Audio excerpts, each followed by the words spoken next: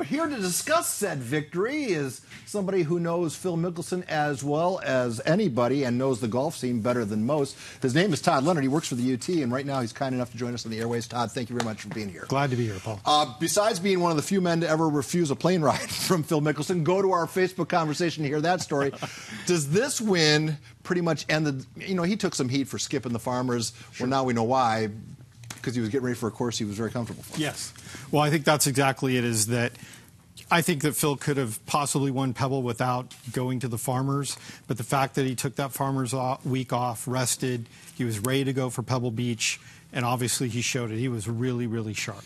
I feel for somebody like Paul Casey, who, in my opinion, that he bogeyed 11 and 12 on Sunday. I was kind of watching out of the corner of my eye. That's where it sort of got away from him. But he was the cream of the field, except for a guy like Phil Mickelson, who beats him by 3 strokes. Doesn't that speak to how hard it is to win on tour? Because there's always that one guy that's going to have his red-hot round. Right. Well, and it's Phil Mickelson at Pebble winning his 5th, right? Yeah. But it speaks to Casey, who's this Ryder Cup player and this fantastic player, only won twice on the PGA Tour. That's incredible. Xander Schauffele from San Diego State has more wins on the PGA Tour than Paul Casey. And Paul Casey, with an iron in his hand, is as good as anybody in the game, yes, right? Absolutely. Golf is when you compare eras, it's impossible to do it because it's getting harder and harder to win golf tournaments, is it not? Yeah, and that's why this is my favorite era. I mean, this era right now, with all the young guys and Phil and Tiger still competing, this is my favorite era, way more than just when Tiger was dominating. Let's go back to Sunday. Have you ever been there when a hailstorm makes the greens look like a scene out of Dickens? I don't think that they were talking about 1962 was the last time, so no, I hadn't been there. I've been there in torrential rain. I've been there in 80-degree weather, which is, there's no place on earth like it in 80-degree weather, but nothing like that. Phil wanted to finish. It went like this. Take a listen. Phil wants to finish. Phil wants to get finished so bad. So they're going to go run over to 17T. Now, we can't finish 2 holes in 6 minutes. I mean, I'd like to. All right, so it only takes one to... You've heard the rules. Had Casey rallied to win today, then not finishing would have been a much bigger story, would it not have been? Right.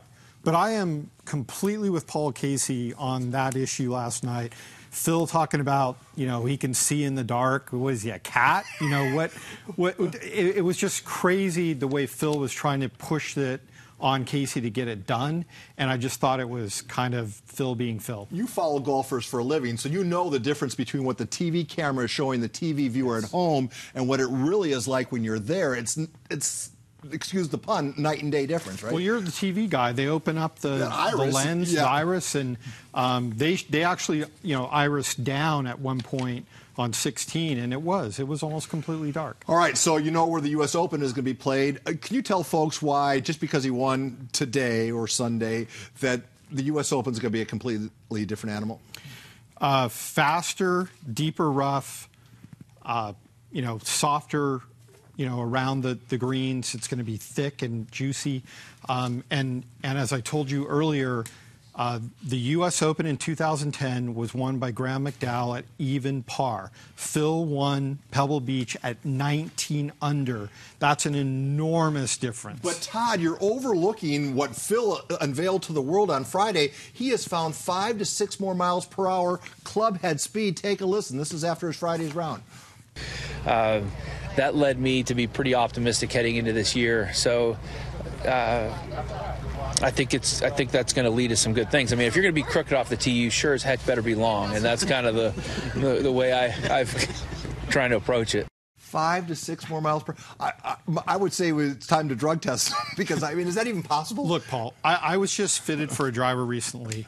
And the guy basically told me, you are what you are in driver speed. Now, off the face of the driver is a different story, but your actual swing speed, if you or I increased by 1 mile an hour, that would be enormous. For Phil to do it by 6 miles an hour is impossible. I'm sorry. All right, we got about 90 seconds here. Give me some quick answers. We're going to Riviera next. Tiger's going to be in the field, right? And Phil. And so what's going to happen there?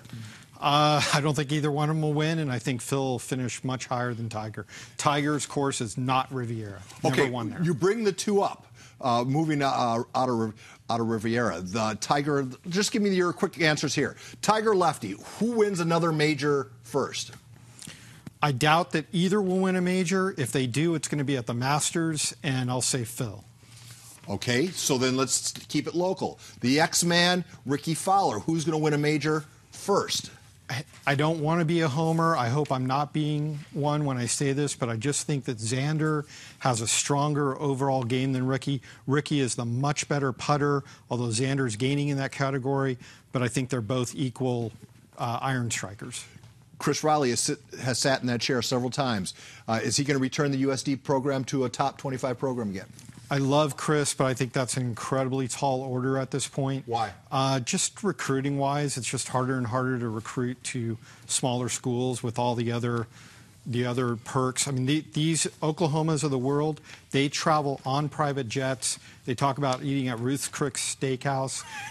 Riley's team eating at Ruth's Chris. Fair enough.